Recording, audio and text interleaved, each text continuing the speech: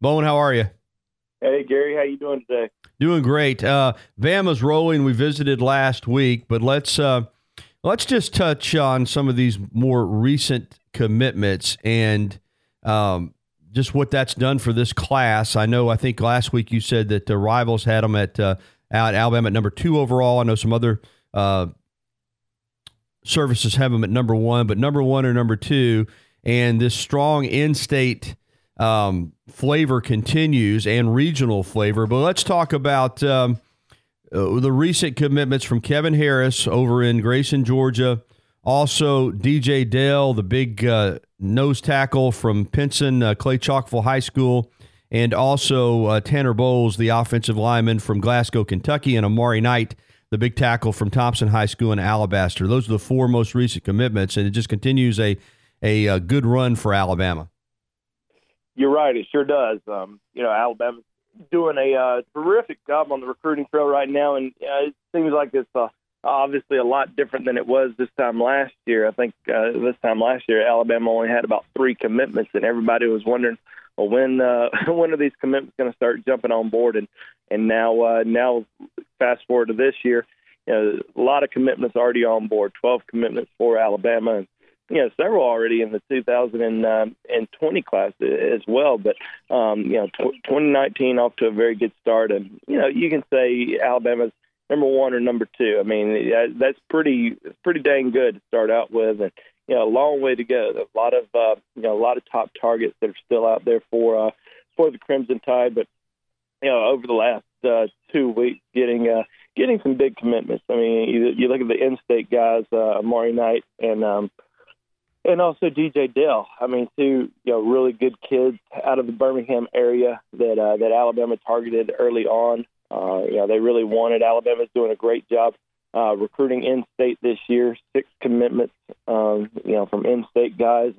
I think that they still probably get another guy or 2 before it's all said and done, with Clay Webb still out there, the number 1 player in the state of Alabama. And there's some other guys that they're still recruiting. Will Richard, the number 1 kicker in the country out of Hoover High School. Muhammad Diabate from Auburn High School, inside linebacker that they really like a lot. And there's some defensive backs in state that Alabama likes. Cordell Flood out of Saraland is currently committed to Auburn, and Jadon Hill from Bob Jones up in Madison. Those are some guys that Alabama wants to look at over the summer. So we could see some more offers get extended in the next, really in the next month, because Alabama's got a big camp coming up in June. They're actually going to have all of their camps in June this year. We used to see a prospect camp plus an O-line, D-line camp in June, and then another O-line, D-line camp and a prospect camp in July. Well, all 4 of those camps are actually going to be in June this year. No camps in July. So we'll see pretty quick, who ends up getting, these summer camp offers here in the next month or so. But, you mentioned Kevin Harris, Tanner Bowles, 2 out-of-state kids. Kevin Harris, very interesting prospect, as we saw him, get an offer in March from Alabama after taking an unofficial visit, and then coming back over after taking an official visit to Miami. Came up on a Monday, spent some time with the coaching staff, and it really came down to Alabama and Miami for him. A lot of people thought that he was an LSU lean. He's originally from Louisiana. He's got a lot of family in Baton Rouge, but ended up coming down to Alabama and Miami and decided to go with Alabama. And then Tanner Bowles out of Glasgow, Kentucky. Kind of I would say a little bit of a surprising commitment, just because we had not talked about him that much, at least on Bama Insider. I doubt many people really had talked about him much. We knew that he was coming in for an unofficial visit for the 8A game, and then committed during that visit. Alabama liked him enough to go ahead and accept his commitment. Gives Alabama 3 offensive line commitments already in this 2019 recruiting class. And, kind of a kid who's a jack of all trades, can move around on the offensive line. And I think that's what Alabama really liked about him, is that he could play tackle, he can play guard, he can play center, he can play a lot of different things. So they went ahead and took him, and he seems like he's a pretty solid commitment. Well, Bone, you hit on it on the in-state recruiting, but I know a lot of Alabama fans are so pumped up because last year, and it wasn't a great year in state, but Jalen Armour Davis, the cornerback from St. Paul's, was the only signee until really late. Michael Parker, the tight end from Westminster Christian in Huntsville, wound up getting to sign a scholarship, but that was only because Alabama had some left over after they did not get some other guys. He was originally going to come in as a blue shirt, but only 2 signees in the entire class, already 6 committed for 2019. Now, Alabama's a national brand. They're going to recruit nationally, but you know how Alabama fans are. They get pumped up when you get a lot of guys from in the state. This is a good year, and Alabama's certainly taking advantage of it, as you said. Yeah, there's no doubt. And, anytime it's a really good year in the state of Alabama, Alabama's going to focus in on, top in-state guys. I mean, you look back to the 2008, 2009 recruiting classes. Back in 2008, it was such an unbelievable year in the state of Alabama with Julio Jones and Mark Barron and Marcel Darius, Robert Lester. I mean, you could just go on and on about that group from the state of Alabama that year. And then the following year, you had you had Drake Kirkpatrick and AJ McCarron and DJ Fluker. It was an awesome year in the state of Alabama in 2009. And in the last few years, the talent's been good at the very top, but it hasn't been deep in terms of Alabama deep. There's obviously a lot of guys who are signing with SEC schools, but in terms of Alabama's really been going after, haven't really been going after that many guys in the state, especially last year. I mean, there was probably, 6 guys in the state that they were heavily recruiting throughout the entire process. And now this year, it seems like there's 12, 13 guys that they're really going after, and I think Alabama's going to end up signing probably around 7 or 8 in-state guys this year. Wow, that's awesome. Of course, this offensive line class is looking to be epic already with who they have on board and who they're expected to get commitments from, but already with Bowles and with Kite and, of course, with Pierce Quick. Same thing with the defensive line. This is a group that with DJ Dale and Rashard Cheney already off to a good start, but I know Antonio Alfano's got his announcement coming up in a couple of weeks. Alabama's in on some other really high-profile defensive linemen. That's where this program's been built. For all the star power at the skill position, Saban built it on the offensive and defensive lines. Let's talk defensive line recruiting and what could be coming up for Alabama here in the next few weeks. Well, you mentioned Antonio Alfano, 4-star defensive lineman from New Jersey, visited Alabama a few weeks ago. Very high on Alabama, and he has Alabama, Georgia, Penn State as his 3 finalists. A lot of people think maybe Penn State because it's closer to home, but I think Alabama's got a really good chance to land him. They've made a very strong impression on him and his family, and if I had to make a prediction right now, I'm probably leaning towards Alabama. Of course, a lot can change over the course of a few weeks, but as of right now, I'm kind of leaning towards Alabama for Antonio Alfano. So that would give Alabama 3 defensive line commitments, really going into the summer. So, it kind of depends on how many more guys are they going to take. And there's a lot of really good, talented defensive linemen who are out there this year. It kind of, in years past, there hasn't been like a big group of defensive linemen throughout the entire country that Alabama's been involved with, and may not be up to par on Alabama standards. There may be about 15, 20 guys throughout the country, but now this year it seems like there's a lot more than that. And Alabama's involved with a lot of guys, especially guys in the state of Mississippi this year. And we've talked about a lot of these guys before. Nathan Pickering out of Seminary, Mississippi, Byron Jones out of Laurel, Mississippi, Jaron Handy out of New Augusta, Mississippi.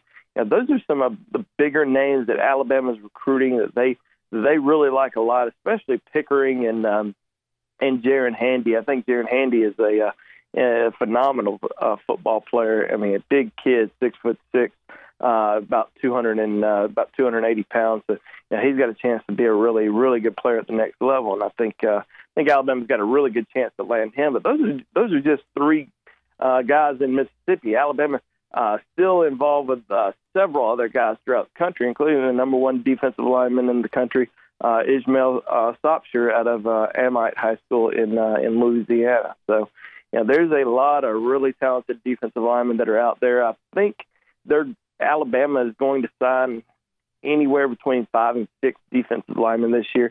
6 is definitely going to be the max. We kind of thought early on it was going to be 5. Still could be only 5, but if they can fit 6 in and find the right guys, that I think that they would probably take 6. Yeah, wow, it's shaping up to just be an epic defensive line class potentially. Hey, I want to ask you what Alabama's going to do at running back, because obviously Damian Harris is a senior, but Najee Harris, Brian Robinson will both be back. We expect that Josh Jacobs will be back as well, so they're going to be in good shape at running back for 2019 regardless. But recruiting-wise, what are they looking to do in this class at running back? Well, it's kind of interesting. Alabama wants to sign anywhere between 1 and 2 running backs. I think they would like to sign 2 if they can get, as I mentioned, on the defensive line. If they can get the right 2, they want to get 2. They previously had a commitment from Trey Sanders, 5-star running back out of ING Academy, and they're still recruiting him very heavily. Nick Saban spoke to him at the NFL draft, 2 weeks ago. And he remains a key target for them. Now, will he end up coming back in the class? I don't know, but there are some other guys that they really like that are out there. John Emery is a guy that they really like a lot, but currently does not have Alabama in the top 8. Now, I've seen a lot of kids that haven't had Alabama in their top 10, and then end up signing with Alabama down the road. Rashad Evans was one who went into August of his senior year. Alabama wasn't even in his top 5. So, there's a long way to go in the recruiting season to change some minds. But, John Emery is definitely a guy that they like a lot. Tyrion Davis, a 4-star running back out of Baton Rouge, committed to LSU. And I know a lot of people think, he's in Baton Rouge, he's committed to LSU.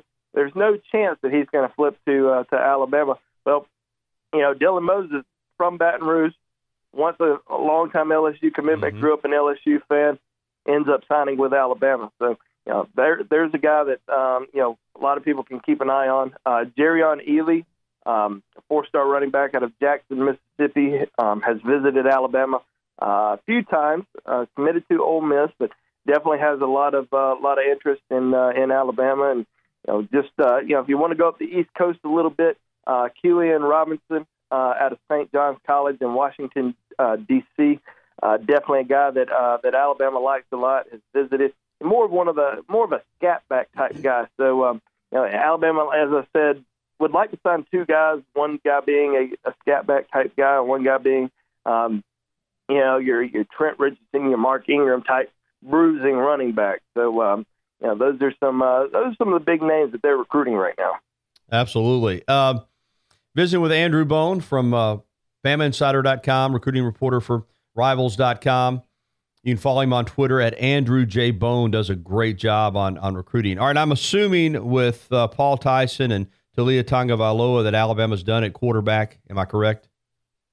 Yeah, I think it's safe to say they're finished at that position. Those are the 2 guys that they wanted, and even though there's some other offers out there, we may see some top quarterbacks visit during the summer, and we may even see another offer or 2 go out there. It would surprise me if another offer gets extended, but we probably will see some quarterbacks visit throughout the summer, but nothing's going to change. Those guys are pretty rock solid, and Alabama's not going to take 3 quarterbacks. Bone, let me ask you, because there's so much been made now of the 2015 class and the fact that there's hardly anybody left because of transfers and some of these guys going on to the NFL early, so that's a good thing. The graduate transfer deal. We've seen Warmack announce his transfer. Yesterday, it's reported that Brandon Kennedy's on the move. These are guys who've already graduated but have 2 years of eligibility remaining. Alabama, it really pushes, as you know, with their academic programs for kids to go year-round. They're graduating a lot of guys in 3 years, which is awesome. But it also allows opportunities for these guys to leave your program. We're seeing Alabama benefit from it. We're also seeing them lose guys. How does that? I mean, you just keep continuing to see them recruit offensive linemen, and they've got a bunch of them already there. But I guess that's why you have to just keep doing it, because the odds are when you sign these great classes, you're not going to get everybody to stay, are you? It's just the reality of college football that you're going to lose some through this graduate transfer rule. We're seeing it at Alabama and other places. Yeah, it opens the door for for these kids to go and potentially start somewhere else. Now, obviously, we've seen some guys who have been frustrated and have left the program because they weren't starting, and they go to another program. I hate to say lesser program, but a program that they feel like they can go in and at least have a chance to start, and they don't start, and they end up. We saw that with Blake Barnett, who's transferred a few times now since he's left Alabama. So, sometimes it hurts these kids, sometimes it doesn't. Obviously Blake Barnett was a little bit different because he wasn't a graduate, but a guy like Brandon Kennedy or Dallas Warmack, it sucks for Alabama in terms of having some good quality depth. But these guys also want to have a chance to start, and I think they saw, they weren't going to be starting at Alabama this fall, and they may, obviously Nick Saban, he definitely promotes competition and doesn't like to announce the starting lineup, but I don't think those guys were going to be starting at Alabama this year, and they wanted an opportunity somewhere else to start this fall. So that's why they decided to leave. But at the same time, it does hurt programs like Alabama or whoever else it may be. There's other programs that are losing kids every single year. Graduate transfers. There's even some kids elsewhere who are leaving even when they're starting. We saw that with this kid from Notre Dame who signed with who's transferring over to Georgia. He was a starter at Notre Dame and decided that he wanted to. He just didn't feel like he fit the program anymore and decided to leave. Yeah, and you brought him up, so I want to ask you. And by the way, on Warmack and Kennedy, and if there's another offensive lineman, if you come to the school and you fulfill your academic requirements to yourself and your family, and you get your degree, and as you said, you don't think you're going to play, more power to these guys. More power to them. Absolutely. Give them. If they don't think they're going to play and they've already gotten their degree, I wish them well. On Blake Barnett, because you evaluated him coming out of high school, it's easy to forget what a high-profile signee he was. Huge signee for Alabama at the time. Some considered him, even better than Josh Rosen when he came out. Now here we go. He left, got his feelings hurt, left Alabama, went to Arizona State, didn't work out. Now he's going to be on his third school, but he does have a couple years of eligibility. He's going to USF with Charlie Strong. They lost their great quarterback last year, but they've got a couple guys waiting in the wings. What do you think, Bone? Do you think he still has a chance to salvage his career? He's 22 years old. He's been around the block. Is he good enough, in your opinion? And does he have an opportunity to go there and make something of himself and still have an opportunity down the road to play pro football? Well, I think he's good enough. I think the talent has always been there. I don't think there's any doubt about that. I mean, you look at Blake Barnett, you see him. I had a chance to see him in camp settings, so I saw the talent. I was able to see the arm and the accuracy, and he's a great kid. But at the same time, I think the biggest question is his head there. His head's got to completely be in the game, got to be completely focused, and if he goes down to USF and kind of refocuses and gets his mind off everything, just focuses on football and working hard, he's going to have an opportunity. Obviously, he's going to be with Charlie Strong, and he's got a great program down there at USF. So we'll see what happens. But obviously, I'm rooting for him. I love to see kids do well. You hate to see kids be bust. Kids that you rank so highly and you think so highly of. You hate for their career just to continue to spiral, and then all of a sudden they're no longer playing football. So hopefully he'll rejuvenate his career and have a solid showing down there. Yeah, it'd be good to see. I'm hoping that he does well, because my experience with him when he was here was he was a good kid. He was a good kid. I think he got some bad advice. I think he had like we see a lot of these young men had people in his ear and didn't lead him down the correct path, but still has a chance to salvage something. Hey, Bowen, if folks want to get on board with you as far as all the recruiting updates that you do at Rivals and BamaInsider.com, Twitter, and so forth? How do they do it? Well, you can easily go to BamaInsider.com, which is part of the Rivals.com network for the Alabama Crimson Tide. We have great deals going on right now, 30-day free trial. If you go on there today, if you don't like us, you can leave. So, but I think most people end up liking us once they get on board. So go to BamaInsider.com, and hey, you always follow me on my Twitter handle at Andrew J. Bone. Well, we certainly like you, and we appreciate the time as always, Bone. Thanks a lot. Thank you, Gary. Have a good one.